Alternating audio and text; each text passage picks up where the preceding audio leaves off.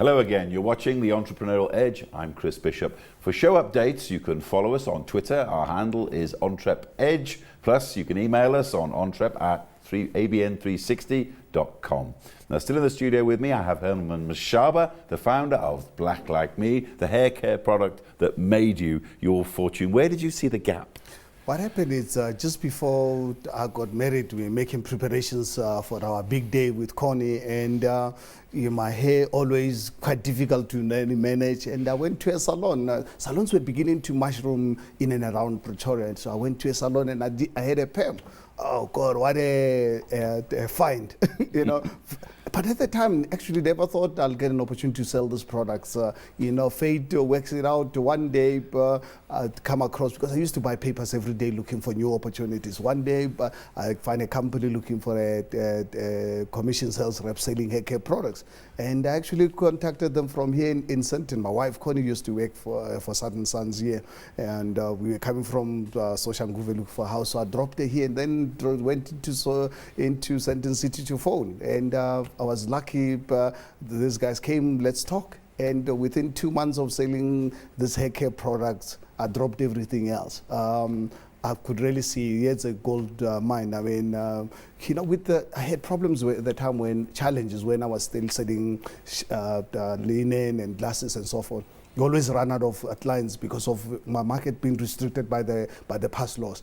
All of a sudden, with hair care, I delivered to a salon today. By the time I get to the office the next day, the very same salon has ordered more products than what I delivered. And I dropped everything else and focused on these hair care products. It took me 19 months to actually realize that, Herman, you've got to really move on. I always really like to be proactive in life, not to wait for other people. Because obviously at the time, we did not really have this labor laws that we have today in our country. And my experience talking to black people was that these white guys, as a black person, they'll just get rid of you as and when they feel like. So I was vigilant, and I said, Herman, be proactive. Before these guys get rid of you, you've got to move on. And I realized black people wanted to be permed. Hair care, salons were opening, not longer just in the towns, in the villages, in the townships. And I said, look, I've got to really do it on my own. But how do I do it? I did not have the technical know-how. But you made the next step, though, didn't you? That was the next step into becoming actually a fully fledged owner and entrepreneur. How did you go about that? Yeah, what happened is, because I did not really have the technical know-how, there was another friend of mine I'd recruited to come and work for me, the guy called Joseph. We were two top sales men for this organization. We needed a technical person. We first approached one black guy who was also in the production. We had discussions with him, few discussions with him. We realized, no, this black guy doesn't know much. He's just really a mixer. So we really needed someone who can really add value to our lives. Fortunately enough for me, I was very close with the owner of the business, a guy called Leon Thompson. I used to travel a lot with him, going to Botswana, Lesotho, and so forth. So I had an opportunity to really connect nicely with him. And we used to really share some of the business concern. And they raised an issue very interesting about Johan Grill. As our production manager, that this guy will one day leave us. You know, he's an entrepreneur. He told me about Johan. So he did not realize that there was opening an opportunity for me. So when we realized this black guy can really provide the technical know-how that we wanted, then I decided Johan is our man. And you can imagine 1984 for a black person to talk to a white, particularly going to business. But I took a chance. I said, look, I've got nothing to lose. I'd already made up my mind. Johan or whoever, we're going to find a way to manufacture these products. And was this the key moment in your entrepreneurial life, you think? You think it all turned around? Oh, yeah, no. And then one day an opportunity came that I approached Johan, and only to really find Johan was ready to embrace our thoughts. I said, Johan, Joseph and I can sell the stuff. You can really make it. You're working for someone, let's go and really make it on our own. And Johan said, where do you get the funding? We said, leave that to us. And Joseph and I sorted out the funding for our business, and Johan brought in the technical know-how. But I think what is interesting is that Johan, as much as he brought the technical know-how, he brought another strategic aspect of our business. He brought his white skin, because we needed someone to deal with the official dom. and Johan really played that role, which I think for us was major, and it helped, and it worked. Here it is almost 28 years later. Everything else is history. So in some ways it was sort of nation building ahead of its time, like reconciliation. Absolutely. I think it's actually quite interesting that I think people in this country, when it talks about empowerment, actually talk about partnership between black and white, which is something very, very close to my heart, that I'm committed to really make it that we realize it. Because I think if I look at black and white entrepreneurs in this country, and this continent in particular, South Africa being the engine, South African black and whites are so important that we've got to find these two to merge, because they're so complementary. The white businessmen in this country, entrepreneurs, they have the resources, the skill. The blacks, obviously, I think from a historical point of view, they would never have had an opportunity. So to fast track this is actually we've got to find a way to really forge the two working together, because then they can really be a very formidable team. Obviously, you're a very tough person. Your upbringing made you such. But was there ever a time when you thought, when you were starting out there, it's too much for me, I can't take any more? I don't know. That has never really occurred to me. Actually, I think, funny enough, the older I get, the more energy I get to really want to. And the reason why I have more age to do more, because I realize I'm running out of time. I'm not getting any younger.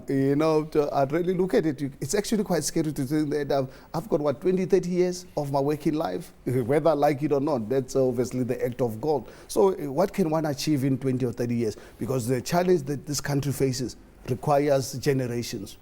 And it requires people like myself to really start laying the foundation. And to do that in 20 years, 30 years is not enough time. And I think that is for me the scary part. But obviously, I think I'm committed to ensure that at least the next 20, 30 years, there's a foundation that we've laid for future generations. Now, there's a lot of talk among governments across Africa and around the world even about job creation. Everyone's saying there's the unemployed youth out there, things could be dangerous if they have nothing to do. But you're one of those entrepreneurs who believe that it's people like yourself who can create jobs more than the government. But Chris, where in the world in man history have you seen governments creating jobs? I mean, it's such a dangerous myth that I think as human beings we need to dispel, because you cannot really get the politicians creating jobs there, because it is not their forte. Politicians are there to really look after the welfare of the people. Their responsibility is to create an environment for entrepreneurs to create economic activity.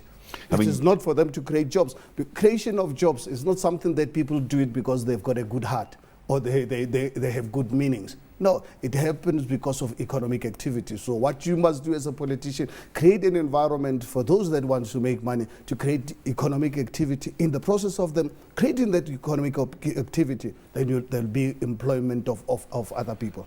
But one of the great things that you've often talked about in this country, South Africa, the biggest economy in the continent, there are quite strict labour laws here. Now, there are reasons for that. I mean, even you said, like your mother, had to work long hours for small pay. It was to protect people like her that were brought up with. But how convinced are you that that's what this economy should have?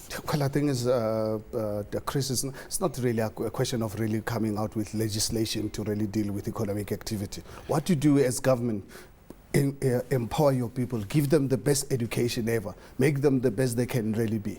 So that I think you create a platform for them to take personal responsibility for their lives. And the only way you can do that, give them the best education, invest in education, ensure that every second South African comes out to really be the best in the world from an educational point of view. That's the gift that any government can give to their people. Not really come out with a legislation that ultimately punishes people, because look at this legislative framework in our country right now. Who are the biggest sufferers? Who are the biggest victims? Are the poor people in our communities.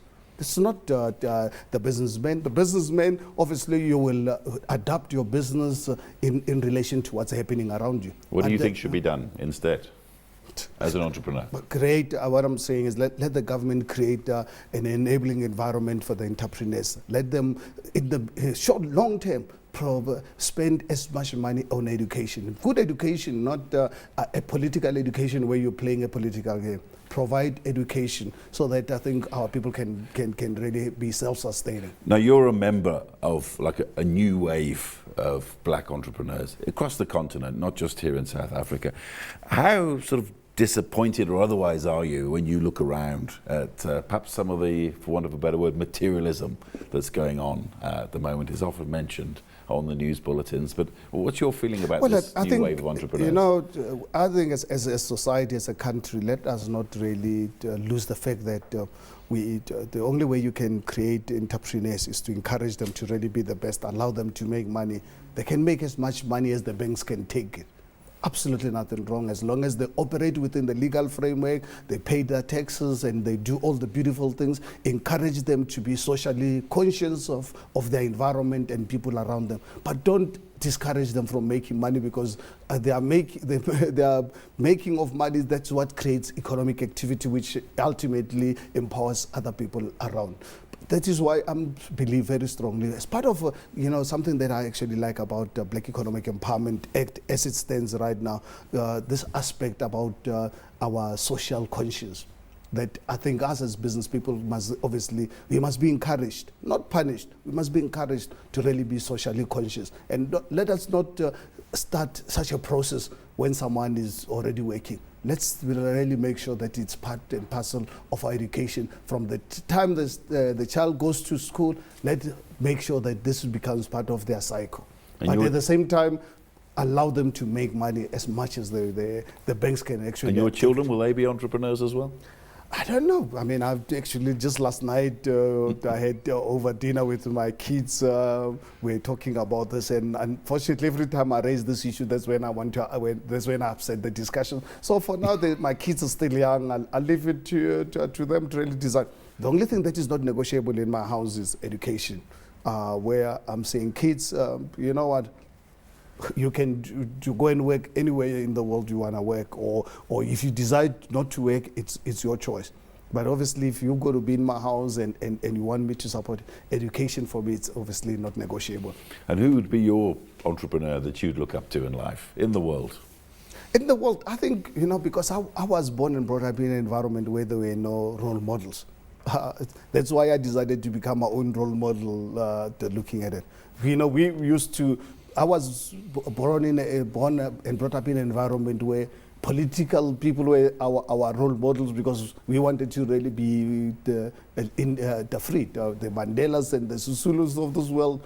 Politically, we used to say these are the people that we aspire to. So business, unfortunately, was not allowed. But later on, as I grew up and started really reading about great business people in the world, I think for me, two people actually come on. Okay. The Richard Branson and Raymond Ackerman. For me, they're two great entrepreneurs that are resonate with my thinking, and I admire them immensely. Afraid that's all we've got time for. Two great names from a great name. I've been talking to Herman Mashaba, the founder of Black Like Me, a multi-millionaire. I'm afraid that's the end of another edition of The Entrepreneurial Edge. Join me again next week, same time. Until then, for me, Chris Bishop, it's goodbye.